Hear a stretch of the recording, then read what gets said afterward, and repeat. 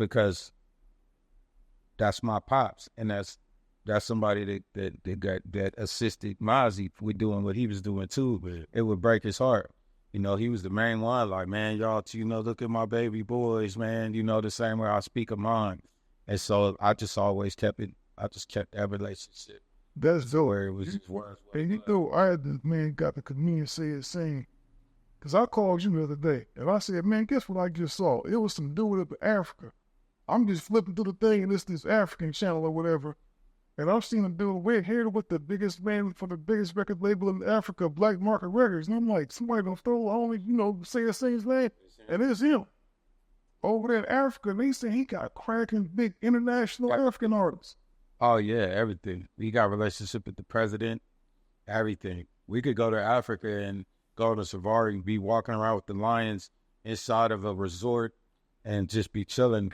If we could get there, that's what's gonna happen. We gonna be having a boss player experience. That nigga's he the dude over there. One of them, one of the dudes over there. He tell me all the time, man. He send me pictures of murals. He like, you on the wall over here. You with that gun in your head is on the walls out here in Africa. He's like, I walk around. It's like it's Tupac on the wall. And so you'll see Kendrick on the wall. You'll see Snoop on the wall. He's like, you on the wall out here. That psychoactive picture on the wall. That used to trip me out. So if somebody at the show in Africa, send us a picture of that. I'm looking to see if I know they got the homie Eiht somewhere floating out there. Oh, he gotta be out there. No, the show gotta be on that wall. AWACS is on the wall, nigga. Man, you know what? That's dope, man, because you know what I always tell people? You do have the horror stories from back in the day of people doing stuff. Yeah. But a lot of stuff can be contributed to people being young and not knowing how to manage situations. Definitely. We need empathy, man. We gotta operate from empathy, man. I was tripping when I was young. I was pushing the line that was damn near unsustainable. It was inevitable. I was gonna die or go to jail. It was inevitable. That's what that behavior does. And that's what it was for me. And I wasn't the only one. That's what trauma was in this country. It's a lot of conditions that have driven us to just have to survive, fight. And we all felt that pressure, of growing up in poverty and low income and just trying to survive. We're victims of it. And that's what turned a lot of us into them vicious street characters. You get me? We was influenced by the niggas we saw. Mm-hmm. You get me? Like, they had fucking the motherfuckers in your library books, and they taught you that bullshit in class about who's your heroes, and the motherfucker on the horse with the cowboy hat. Martin Had a Dream, and fucking the lady sat in the back of the bus, refused Rosa Parks and all that. They teach you that shit, but in reality, motherfucker, this nigga's outside shooting every day, selling drugs and shit, and I'm one of them. You feel me? So they're trying to teach a nigga some other reality of where I'm at. Nigga, look where the fuck I'm at. Yeah. You can't teach me no other reality than what I'm seeing every day. So a lot of us young fall victim to it. And a lot of us niggas don't understand. A lot of us was fatherless in the homes and shit. Yeah. That is coming up. So. For real. So the garden block, the Seabull from Garden Block. I'm the set. Man, y'all got Brother Lynch, y'all had vicious web calls with the Garden Block. Exactly. Y'all got present. Y'all got is there some youngsters over there getting busy carrying toys? Yes. One of them right there. Is they vicious? Yeah. He vicious, he got balls. Yes, it's a guard a lot. Niggas, yeah. Garden Block is famous. Man, let's say the homies' names, man. You said we got some loyalty up in there. What's the homies? Yeah, McIntyre. Okay, so my big homie Dooney right here. Mm-hmm. My big homie Dooney he was one of the first ones outside. He from 29th Street. Our area, there's a box that Garden Block sits in. That box is Meadowview Road, Franklin Boulevard, Florin Road, and Freeport Boulevard, and that kind of most of everything in that box, a little bit above Franklin. All of that is considered the guards. Keyways and Indomitus out there. And so our particular section, we got 3 streets, 29th Street, 24th Street, and 21st Street. And we call that 914, 20 gang, Garden Block Cribs, South Side.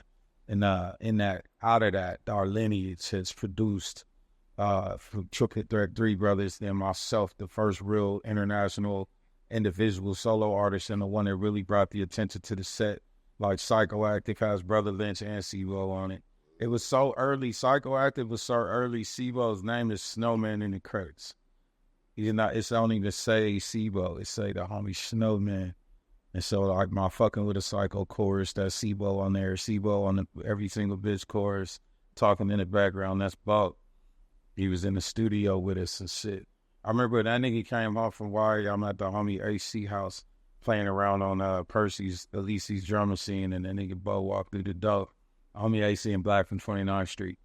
Bo, the door opened, this nigga got the blue khaki suit on, the Cortez, and then nigga got the Jerry curl with the locs everywhere, and he's just beautiful.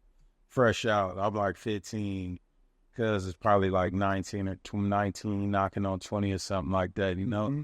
And I just remember that it was a dope-ass thing when he came home. And so Bo was just running around and making music. Marv Medge, he was fucking with people in the set like that. Mike Mosley, all of them. He was working with them.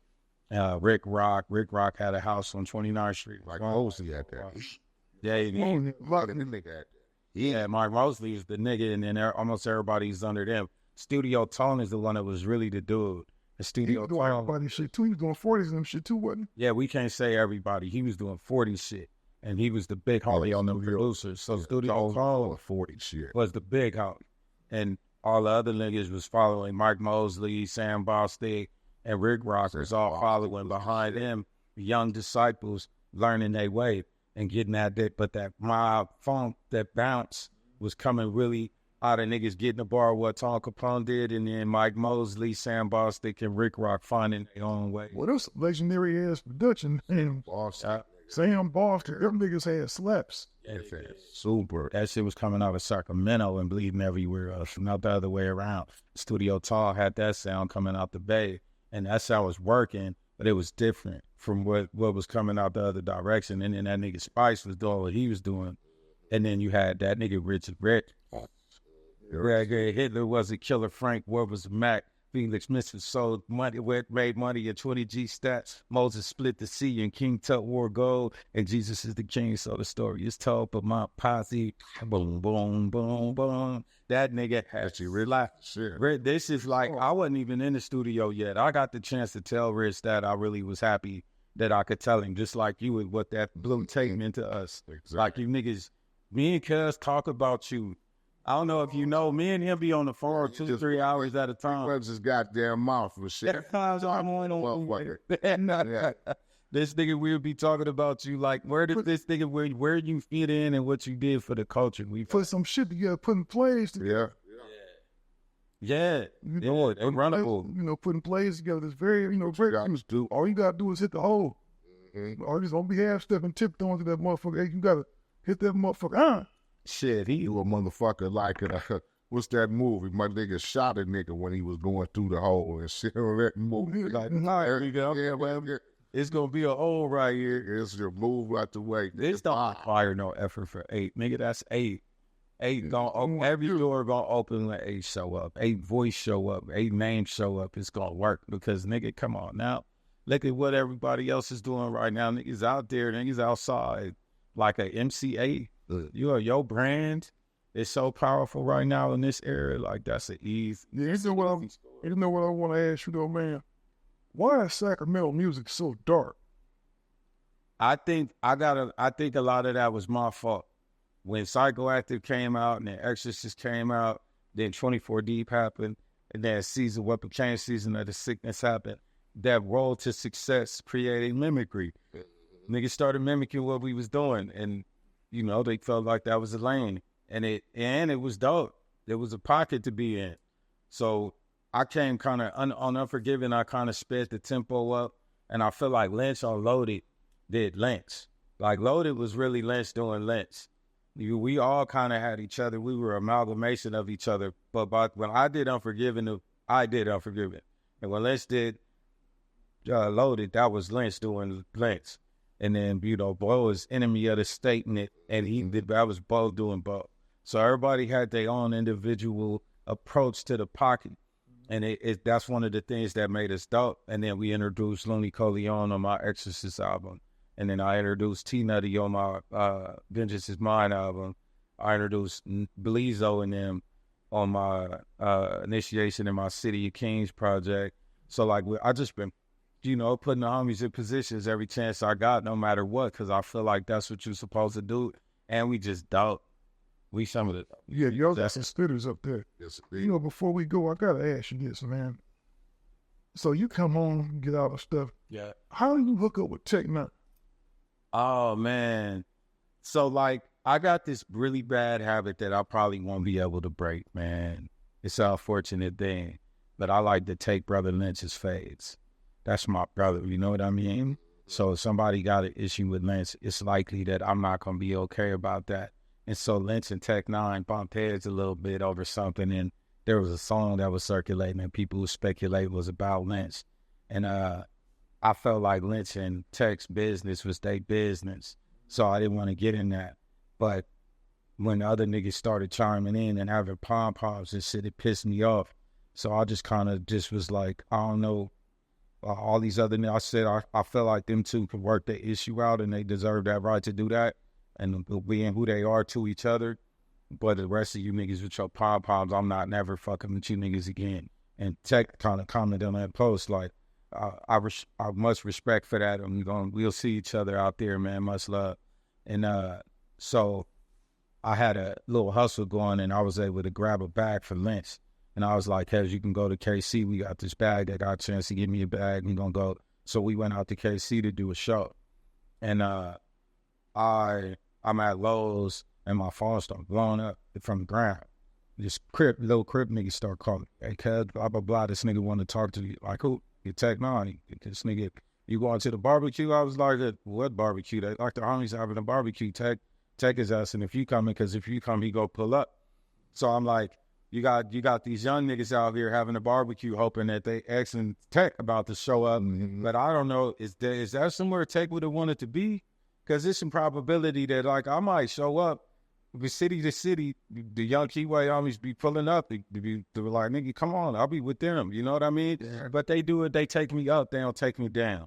So, it'll be the young Keyway nigga with the cars and a little bit of money, and he moving around, and we doing it like this, and he'll bring niggas up with us. You know what I mean? Instead of making me go down. But I'll go down into some brains, into some guts, and we'll kick it for a minute and dip out, but it's always happening the right way. Just enough to give a salute, you know what I mean? So me and Lynch go, finally agreeing, it's the little homie Triz. I trust Triz, that's my little brother. I asked her, what's up, cuz? Triz like, man, where you eating at? I'm like, I'll tell him, I'm looking at these places. He said, all right, I said, I'm going to pick this one. He said, I'll be there in 15 minutes, Tech will be there at 30. I'm like, cool. We go around the corner, we doing us, we in the restaurant, and sure enough, Triz walked through the door, and boom, this nigga Tech walked through the door. I FaceTime Lynch and let them talk briefly. Lynch, I told Lynch we was going, but Lynch is gonna do it. Lynch has hit a stage where if there ain't a real reason, this nigga's not going over nowhere. Lynch is real Lynch.